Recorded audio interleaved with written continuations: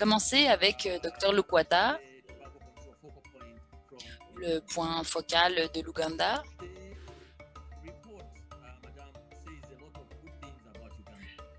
L'indice révèle que l'Ouganda est le pays le plus performant d'Afrique en matière de protection contre l'infiltration de l'industrie du tabac dans les cercles gouvernementaux. Qu'est-ce que le gouvernement ougandais a fait de bien que d'autres pays pourraient imiter? Thank you very much, Professor. Merci beaucoup, professeur. Good morning and afternoon, everyone. Bonjour et bon après-midi à tout le monde qui est ici, qui nous écoute aujourd'hui. C'est un plaisir. Je représente Ouganda ici aujourd'hui. Je voudrais féliciter l'ensemble de mes collègues ici et du Ouganda pour avoir obtenu ces résultats. Nous ne savions pas que nous étions le plus performants quand nous l'avons fait, mais c'était une très bonne nouvelle à voir dans le rapport. Pour adresser votre question, je voudrais vous dire qu'on a mis en œuvre l'article 5.3, ce qui est un devoir des gouvernements de protéger les politiques de cette ingérence, de l'industrie du tabac et d'assurer la transparence. Et donc, ce sont des provisions légales qui ont été mises en œuvre, qui nous ont permis de faire ce contrôle. Nous avons aussi identifié les partenariats, les endossements et toutes les actions volontaires du cadre de la CECLAT.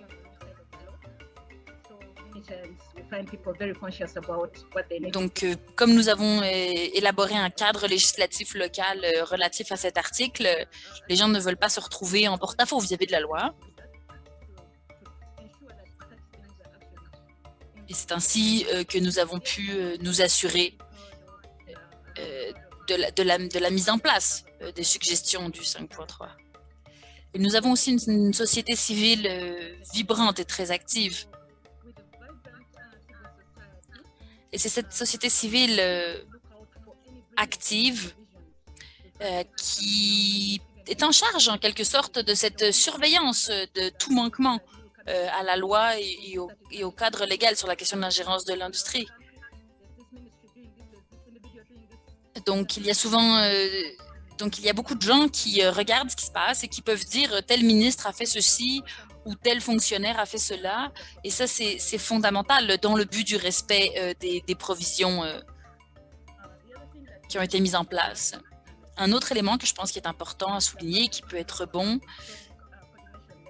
c'est le fait que nous avons des mécanismes de coordination assez forts à différents niveaux. Nous avons un comité multisectorial qui est formé par la politique de contrôle anti-tabac.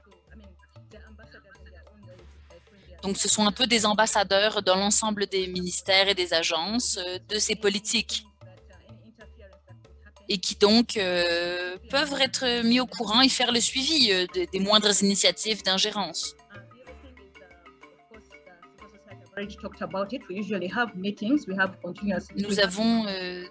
Nous avons des réunions sur une base régulière, un peu virtuelles à cause du Covid et un peu moins. Mais je pense que ces réunions avec la société civile, avec des membres du gouvernement, permettent d'être actifs et d'empêcher de laisser ces interstices ouverts où l'industrie pourrait s'immiscer. Alors nous sommes très fiers.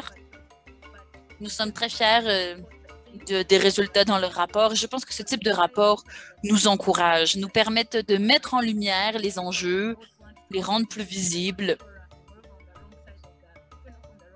Et ça nous encourage à ne pas vouloir être du mauvais côté.